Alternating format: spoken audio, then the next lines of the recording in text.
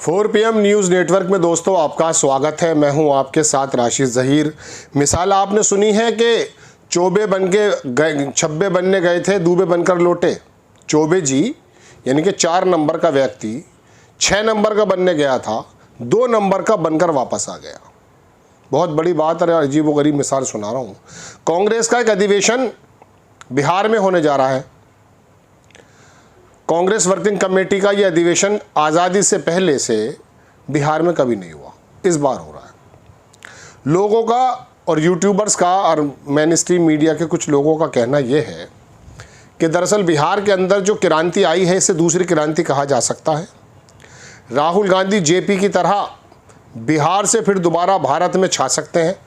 छा तो वो गए हैं, ज़रूरत नहीं है छाने की, मैं बताऊंगा आपको। राहुल गांधी और उनका थिंक टैंक भी सुन ले। बहुत पास से जब तस्वीर आ जाती है ना तो आंखें धुंधला जाती हैं। दूर से रहना चाहिए, दूर से देखना चाहिए। एक शेर सुनाता हूँ। हर हंसी मंजर से यारो दूरियां कायम रखो। हर हंसी मंजर से यारो दूरियां कायम रखो। चांद अगर धरती पे उतर आया तो देख के डर जाओगे। पास से नहीं देखा जा सकता, कुछ दूर से देखा जा सकता है। शीशे के दूर से खड़े होकर देखता है, बिल्कुल पास थोड़ी खड़े होकर देखता है। खैर, तो बिहार में ये जो कांग्रेस वर्किंग कमेटी का अधिवेशन होने जा रहा है, एक बाढ़ सी आ गई है यूट्यूबर्स की। शेयर बाजार में आज थोड़ी बहुत कहानियाँ भी बताऊंगा, सुनेंगे आप प्लीज़। शेयर बाज़ार के बाहर मैं देखता हूँ, तस्वीरों में देखा है, मैं कभी फिजिकली तो गया नहीं। वहाँ एक सांड होता है, सांड, और वो एक अजीबोगरीब अंगड़ाई के साथ खड़ा है। मतलब उसका मालूम नहीं होता कि वो किस तरफ चला जाएगा। जानते हो ये क्या सूचक है? शेयर बाजार का सूचक है ये। किस करवट बैठ जाएगा ये सांड पता नहीं चल पाता। खबर जब आती है, अब आप देखेंगे हर खबर बिहार को लेकर होगी, कांग्रेस वर्किंग कमेटी को लेकर के होगी। यूट्यूबर्स, मेन स्ट्रीम मीडिया के लोग तो खैर दिल में अपने कितनी मोहब्बत रखते हैं राहुल गांधी से, वो दुनिया जानती है। अब इसी के बारे में अपनी माथापच्ची कर रहे हैं। हमें खबर देनी है, खबर के पीछे की खबर भी देनी है, खबर के इम्पैक्ट भी बताने हैं। लेकिन नास्त्र दमश्क के लड़के बनकर ये बता देना, ये समझ में नहीं आता पत्रकार की, इसको शोभा भी नहीं देता। खैर, अपनी बात पर आता हूँ। तो वो वहाँ पर पहुँच गए साहब। अब चर्चा ये चल रही है सब चारों ओर कि राहुल गांधी देश के अंदर एक नए गांधी बनकर उभरेंगे और पूरे देश में छा जाएंगे। ये जेपी वाला समय नहीं है, और ना वो वाला समय है कि जब राज कपूर 2 इंटरवल वाली फिल्म बना दिया करता था, और ना 18 रील और 22 रील की फिल्में चलती हैं। अब शॉर्ट्स फिल्म का ज़माना है, लोगों के पास समय कम है, कंटेंट ज़्यादा है। लंबी लंबी तो खबरें भी नहीं सुनते, मुझ जैसे इंटरटेनर की भी। मैं तो पत्रकार के साथ एंटरटेनमेंट भी करता हूँ। वो सुना था मैंने कि वो फिल्म को चलने के लिए 3 चीज़ें चाहिए, इंटरटेनमेंट, इंटरटेनमेंट, इंटरटेनमेंट। तीनों चीज़ें देता हूँ। लंबे बखान मेरे भी नहीं सुनते भाई। ओशो भी छोटी छोटी बातें सुना रहा है अब, मतलब लोग सुना रहे हैं लंबे लंबे बयान में से निकाल करके। समय नहीं है ना, पहले समय बहुत था, गाँव में खाली थे। राजेंद्र कुमार की फिल्म बनती थी, हर फिल्म 25 हफ्ते चलती थी। अरे आती ही 25 हफ्ते बाद थी फिल्म भाई। जुबली कुमार इसलिए बन गया वो। अब तो 3 हफ्ते चलाओ, सुपर हिट करा लो। खैर, आता हूँ फिर बिहार पे, क्योंकि मिसालें बहुत देने लगा आज मैं। तो राहुल गांधी के इस वाली एक्ट को कि वहाँ पर ये काम चल रहा है, लिहाजा उनकी जो अधिकार रैली थी ना, उसने भी अब हकीकतन बिहार का हाल बदल दिया है। ये पिछली रिपोर्ट्स में मैंने आपको बताया, और मैंने ये भी आपको बताया था कि राहुल गांधी ने एक लंबी लकीर खींच दी है। अपनी लकीरें, किसी दूसरे की लकीर नहीं मिटा रहे वो, उसने अपनी लंबी लकीर खींच दी। स्टालिन की चोटी हो गई, ममता बनर्जी की चोटी हो गई, केजरीवाल ने तो खुद ही कर दी, अखिलेश की भी चोटी हो गई, तेजस्वी यादव की चोटी हो गई। लेकिन उस शख्स के मन में किसी की लकीर मिटाने की बात नहीं है। अगर मिटाने की बात होती तो उत्तर प्रदेश में उपचुनाव में भी अड़ सकते थे वो, कांग्रेस पार्टी। उन्होंने बहुत ज़्यादा कंप्रोमाइज़ किया है। जब अखिलेश यादव हट रहे थे तो प्रियंका गांधी इंटरवीन करने लगी। तो मैं आपको बताना चाहता हूं कि उस व्यक्ति के मन में पूरा देश है, राष्ट्रीय नहीं अंतर्राष्ट्रीय पटल पर वो देश को रखना चाहता है। तो लिहाजा अधिकार रैली जब वहां पर हुई तो तेजस्वी यादव का जो गुलदस्ता बना हुआ था, मैंने आपसे पहले भी कहा था कि ये लोग अपने आप ही छोटे भाई बन गए। उसने नहीं बनाया भाई, अपने आप बन गए। लेकिन इस वाली गलतफहमी में रह जाना कि हम सबसे बड़े भाई बन गए, बिग बॉस बन गए, तो मोदी जी के हालात देख लो। अभी बर्थडे पे पूरी दुनिया को बताना पड़ा है कि इस दिए में जान है।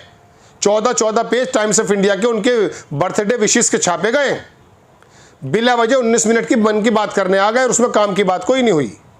जो घोषणाएं हुई हैं वो 15 अगस्त में कर चुके थे।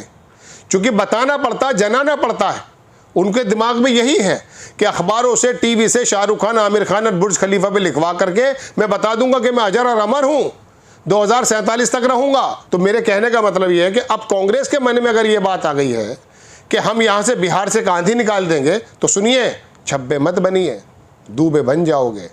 जब वोटिंग का डे आता है ना, आप नहीं समझते उस समय होता क्या है। आखिर वक्त में वो टेम्पो बनता है। इलेक्शन क्लिनिक करके मैं कंपनी चलाता था।